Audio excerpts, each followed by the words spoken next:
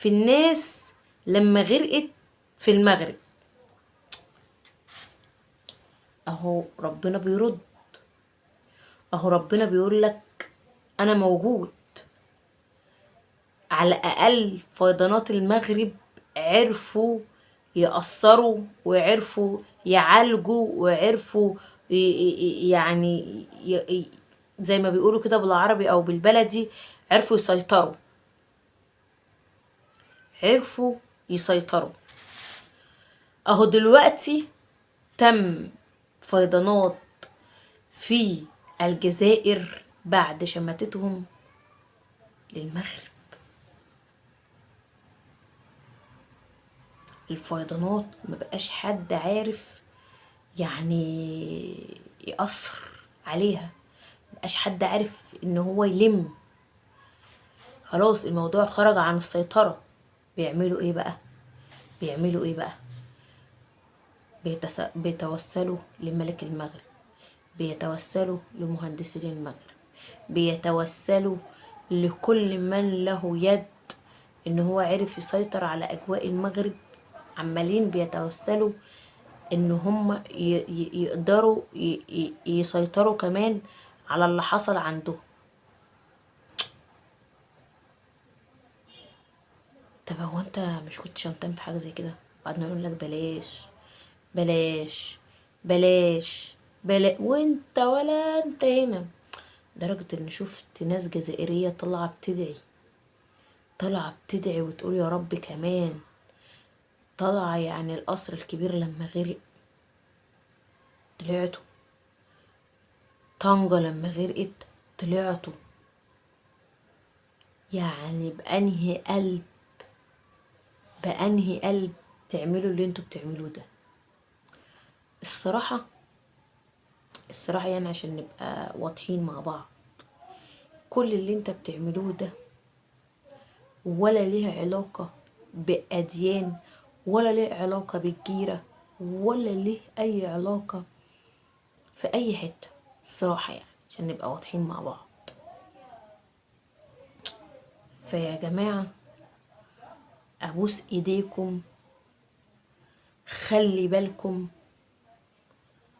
من أي رد فعل انتوا بتعملوه، لأنه بيترد سبحان الله. والحقيقة ان احنا يعني المغرب رد فعلها مش شمتانين، المغرب بيدعوا لكم. لان مفيش شماتة في الموت، ده معروفة. مفيش شماتة في الموت. فرد فعل المغاربة الصراحة ادهشني. الصراحة رد فعلهم ادهشني، خلاني احس ان دي ناس بجد بجد كويسة، دي ناس تستحق. ف ده شيء من الاشياء الجميلة. شيء تاني واخر، شيوخ مصر بتدعي لملك المغرب وتدعي ان الفيضانات اللي في المغرب دي تروح. هي ظاهرة، وظاهرة لابد منها، ظاهرة طبيعية ولابد منها. يعني مش حاجة احنا اخترقناها، حاجة زي كده لابد منها. فربنا مع المغرب، ربنا ينصر المغرب. لان الصراحة الحاجات دي يعني بتزعلني جامد بجد بجد. يعني انا بشوف الحاجات دي بتأثر، والله بجد انا بتأثر وانا بشوف الحاجات دي صراحة كده يعني. ف عمالة بدعي كتير للمغرب، ربنا ينصرها، ربنا معاها.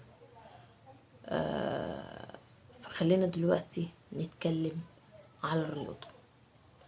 الرياضة زي ما كلنا عارفين ان اللي جاي، اللي جاي في الرياضة شيء مهم. ايوه شيء مهم. فلما نيجي نتكلم على الرياضة اما نيجي نتكلم على الرياضة ونيجي نتكلم على فوزي لقجع، نحس كده ان استاذ فوزي لقجع هو الاحق برئاسة الكاف الافريقي. ليه الاستاذ فوزي لقجع؟ لان الرياضة بقت محتاجة نظافة، بقينا محتاجين نظافة، والله بجد بقينا محتاجين شوية نظافة. فلما نيجي ونقول الأستاذ فوزي لقجع لو مسك رئاسة الكاف الأفريقية هيبقى فيه كولسة وهيبقى فيه ظلم وهيبقى فيه مش عارف ايه، فانت إنسان لابد لابد إنك تهدى.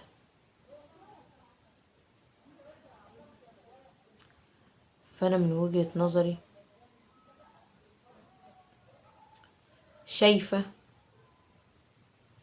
إن اللي بيحصل من الجزائر ده يعني ناس عمالة بتعادي، عمالة على بطال، عمالة على بطال، عمالة على بطال، عمالة على بطال. فيعني الحاجات دي بقت كلها حاجات ولا ليها أي أساس بالصحة، ولا ليها أي أساس بالصحة إنك تقعد تحارب في المغرب وتقعد تظلم في المغرب وتقعد يعني تتكلم كلام سيء على المغرب. الكلام ده ولا ليه أي أساس بالصحة، ولا ليه أي أساس بالصحة. فلازم نبقى كلنا فاهمين هذا الكلام.